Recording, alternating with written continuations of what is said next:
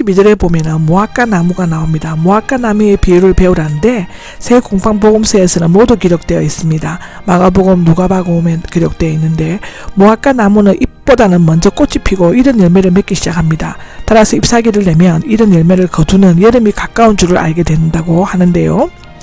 33절에 보면 이 모든 일들을 보면 인자가 문 앞에 가까이 올 줄을 알라라고 했는데 무화과 나무는 이스라엘을 상징하는 나무이기 때문에 잎사귀가 나면 나라가 세워지고 메시아가 오는 것으로 이해하는 견해가 있다고 합니다. 15절입니다. 하늘과 땅이 나오죠. 눈에 보이는 모든 물질적 피조물. 이 구절은 예수님이 예언이 확실히 성취될 것임을 강조하는 그런 말씀인데요. 그리스도는 하늘과 땅의 말씀으로 창조하셨고 심판하시는 분이시며 그것이 없어질 때에는 마지막 심판의 때이다. 그러므로 하늘과 땅이 없어진다고 할지라도 그의 말씀은 언제나 살아서 역사하며 반드시 성취되고 말 것이다 라고 시편 102장 베드로후서 3장 10절에 나와 있습니다. 여기에서 헬라어는 부정의 부정을 사용하는데 결코 아니다라는 강력한 뜻을 나타내고 있다고 합니다. 16절입니다. 36절에는 그날과 그때는 오직 아버지만 아신다라고 하죠. 그날과 그때 곧 재림의 날과 심판의 때는 오직 하나님만이 아실 정도로 철저히 비밀에 감추어져 있다는 것입니다. 따라서 재림의 날과 때에 대해 구체적으로 제시하는 것은 성경을 부인하는 것이며 자신을 하나님의 위치에 두려는 신성모독의 죄입니다. 여기에서 어려운 난제는 아직도 모른다라고 말씀하셨죠. 이 단어는 아리우스파는 이 구절을 예수님의 신성을 부정하는 근거로 삼았습니다. 그러나 예수님은 그 앞 구절에는 마지막 날에 대해 정확히 예언하셨고 하늘과 땅이 없어질지라도 내 말은 결코 없어지지 않는다라고 말씀하셨습니다. 아들이 모른다는 것은 앞뒤가 안 맞는 모순적인 말처럼 들리는데 지금 예수님은 하나님께로부터 보내심을 받으셨고 그를 대행하여 심판하시는 관계에 있는데 따라서 종말의 때에 관한 권한은 오직 아버지께 있다는 사실을 강조하기 위한 아들을 모른다고 말씀하셨습니다. 또한 예수님은 신성으로서 때에 관해 하나님과 똑같이 정확히 아시지만 지금 인자로서의 직무를 지행하고 행하시는 계시는 인성의 예수님은 오직 성부 하나님에 대한 철저한 복종과 겸손을 나타내시는 것으로 볼 수 있습니다. 빌립보서 2장 7절을 보시면 됩니다. 여기에서 모르고는 흥미가 없다, 알고 싶지 않다의 뜻입니다. 마태복음 7장 23절을 보시면 됩니다. 제자들이 알고 싶어하는 그날과 그때에 대해 예수님의 흥미와 관심이 없고 가르칠 필요도 없다는 것이고 사도행전 1장 7절을 보시면 됩니다. 중요한 것은 그날과 그때가 아니라 종말의 예언을 듣고 그 징조를 보면서 항상 깨어 준비해야 한다는 것입니다. 이에 대해 예수님은 구체적으로 여러가지 비유들, 문지기, 집주인과 도덕, 충성된 종과 악한 종, 열처녀와 양과 염소, 마태복음에는 문지기 비유가 없습니다. 이 여러가지 비유를 말씀하셨습니다. 실제를 보면 노아의 때가 오죠. 생각나지 않을 때 인자가 오는 날, 사실 노아의 홍수로 설명되고 있습니다. 38절에 보면 홍수가 나기 이전 시대에 하나님을 경시하고 세속적인 관심에 몰두하고 있었는데 먹고 마시는 식문화와 장가가고 시집가는 성문화의 제 역사의 근본적인 뿌리가 되었습니다. 39절을 보면 아무것도 알지 못하였다는데 그날과 그때를 모르지만 그것에 대한 경고는 완전히 공개적이었습니다. 노아는 방주를 준비하면서 무려 120년 동안 심판의 때에 대해 경고했지만 아무도 귀를 기울이지 않았습니다. 그러므로 시간에 몰두하여 영혼을 잊거나 세상 일에 열중하여 하나님을 멀리해서는 안 된다고 합니다. 인자가 올 때에는 그렇게 될 것이다 라고 했는데 노아 홍수의 신뢰에 이어 밭에 있는 두 사람과 맷돌을 갈아 있는 두 여자, 즉 남자와 여자, 밭일과 집안일로 인간의 모든 삶의 영역을 포함합니다.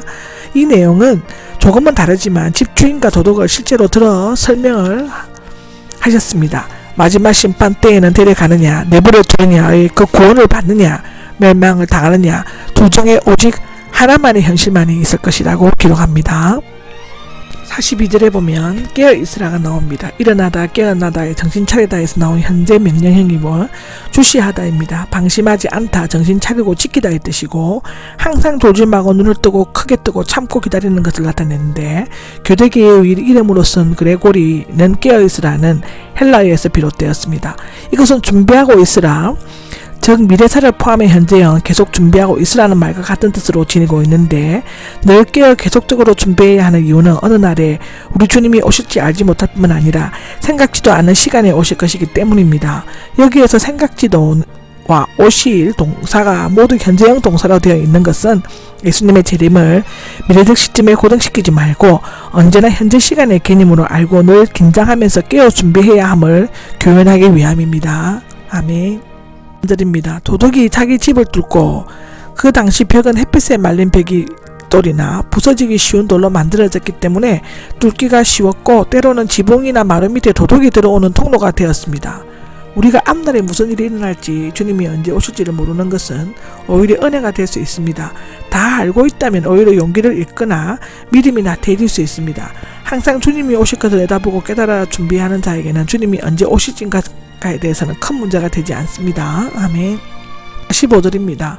충성되고 슬기로운 종인데 충성되고는 신실된 믿음 있는 충실함을 의미하며 주인에게 맹세한 바를 꾸준히 지키며 그 믿음을 변하지 않는 것입니다. 슬기로운 원래 재갈을 먹이는 것에서 유래되었으며 생각을 깊게 하고 한쪽에 치우치지 않고 자리를 올바르고 정확하게 판단하는 뜻인데 충성과 슬기는 주인의 일을 맡은 자의 필수 요건이며 덕목이라고 고린도전서 4장 2절, 골로새서 3장 16절에는 기록합니다.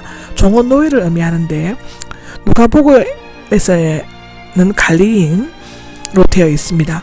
자기 집안 식구들 신약에서만 이곳에 나오는데 가정의 노예, 다른 종들을 의미하는데 여기에 나오는 종은 여러 종들 가운데서 주님의 시민을 받아 때를 따라 먹는 것을 나눠주고 보살피는 임무를 맡고 있습니다. 오늘은 생명 공급이 되는 하나님의 말씀과 그리스도를 나눠주는 교회 지도자를 가리킨다고 볼 수 있고요. 16절에 보면 복이 있다는 다스리는 권위로 보상받는 것을 나타내고 있고 구체적인 보상은 47절에 주인은 모든 재산을 맡길 것이다 라고 나옵니다. 그는 이제 최고의 종이 되는 것이지요.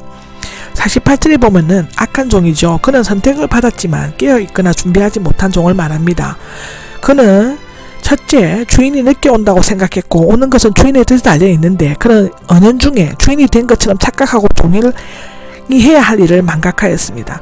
그는 스스로 교만에 빠져 더디 오리라는 안식한 사고방식으로 맡겨진 사명을 소홀히 하였다고 마태복음 25장 5절, 베드로후서 3장 4절에서 8절에 나옵니다. 두 번째는 다른 종들을 때리기 시작했다는데 자신이 종이라는 신분을 잃고 동료 종들에게 권위와 폭력을 행사함으로써 그들 위에 군림하였습니다. 세 번째로는 술꾼들과 더불어 마셨다는데 주인의 재산을 축내고 세속적인 향락에 몰두함으로써 주인과 이웃과의 관계를 깨트려버렸다고 기록되어져 있습니다. 마지막입니다. 50절인데요.